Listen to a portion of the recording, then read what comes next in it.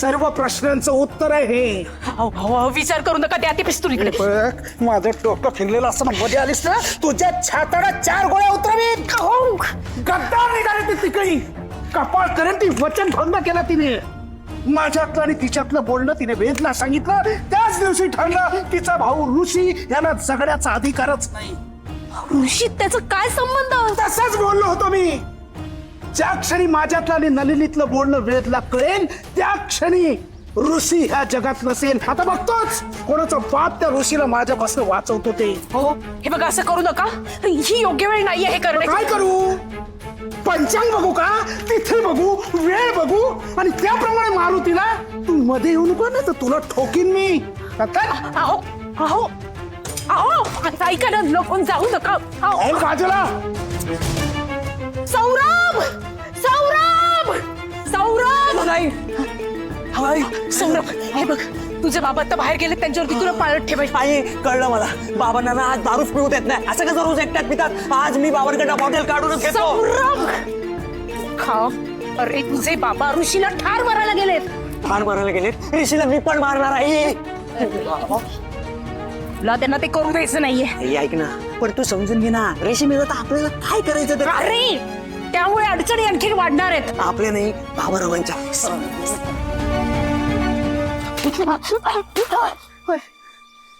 नीट ऐक. काय करायचं तुला? काय करायचंय? काय करायचं? कुठे जायचंय? तुझे बाबा हा ऋषीला ठार मारायला गेलेत.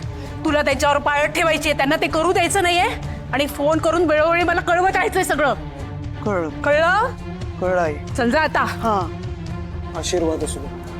काळजी घे. हा जा. काय निर्बुद्ध मुलगा जन्माला आलाय माझ्या पोटी.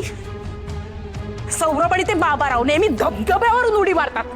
आधी किती खोल दरी आहे ना हे बघतच नाहीत. कधीतरी तोंडावर आपटले म्हणजे कळेल.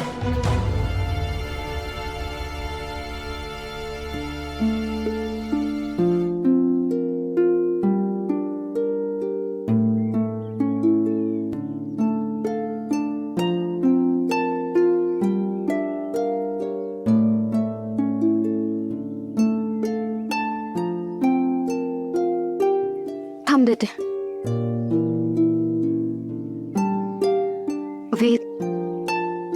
वेद अशी चिडचिड करून नको ना जाऊस ऑफिसला. मी खूप आठवायचा प्रयत्न केला. अरे मला नाही आठवत आहे. खरंच माझा खूप गोंधळ होतोय. डोक्यात ताण देऊन आठवलं पण नाही आठवत आहे. प्लीज विश्वास ठेवू ना माझ्यावर. प्लीज. कसा विश्वास ठेवू? एरवी तर परखडपणे तुझी मतं मांडत असतेस ना. शेतकऱ्यात काय काय आणि कसं कसं बोललेस आठवतंय ना?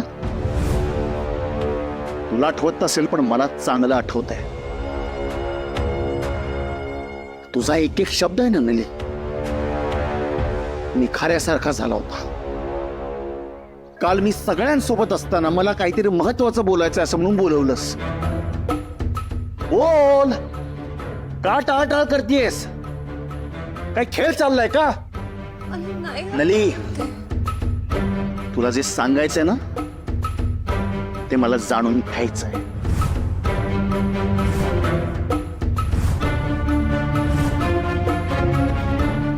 मला खरंच आठवत नाही. मला कळायला हवं आत्ता,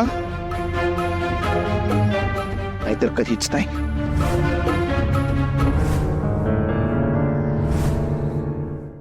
वेद प्लीज असं नको ना. तुला जर काही बोलायचं असेल तर आत्ता बोल, नाहीतर कधीच नाही. बोल. तू रागवू नकोस ना असा. मला नाही आठवत आहे. अरे खरं सांगते. तू रागवू नको.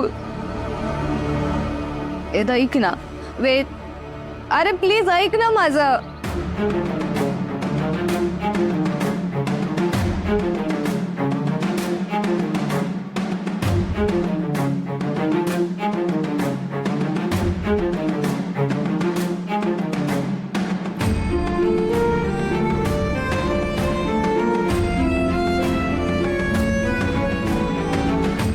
वेदच्या वडिलांचा विषय जोवर मनात घोळत आहे तोवर मलाही शांतता नाही लाभणार. पण पण वेदची या विषयावर बोलणं इतकं सोपं नाहीये.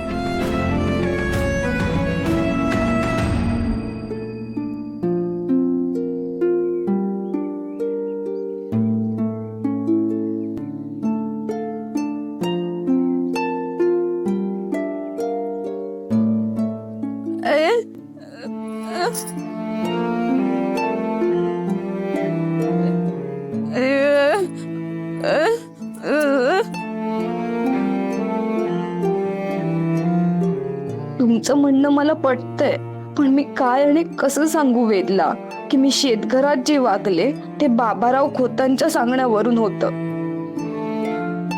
वेदच्या बाबांनी ऋषीदादाला मारून टाकण्याची धमकी दिली होती. हल्ली मला स्वप्न सुद्धा तशीच भयानक पडतायत.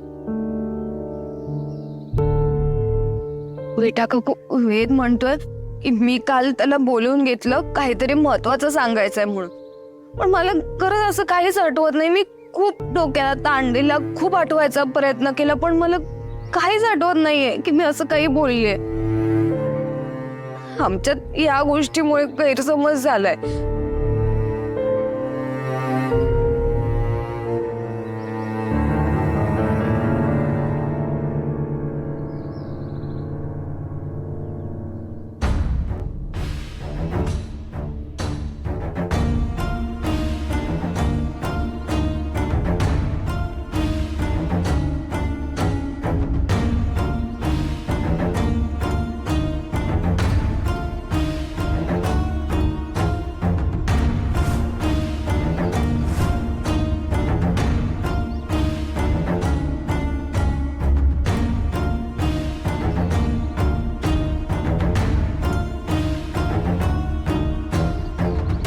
बाबांशी बोलायला हवा. वेद, कुठे निघालास? आई बाबा आहेत वरती, मला नाही माहिती बाबा. मला कुठे सांगून जातात तुझे बाबा काही? कंपनीत गेलेत. नाही ना. गोडाऊन नाही नाही, म्हणजे मला नाही माहिती बाबा कुठे गेलेत ते. वेद वेद वेद, सईच्या बाबांकडे काय काम असेल? गोडाऊनला तर जाणार नाही ना?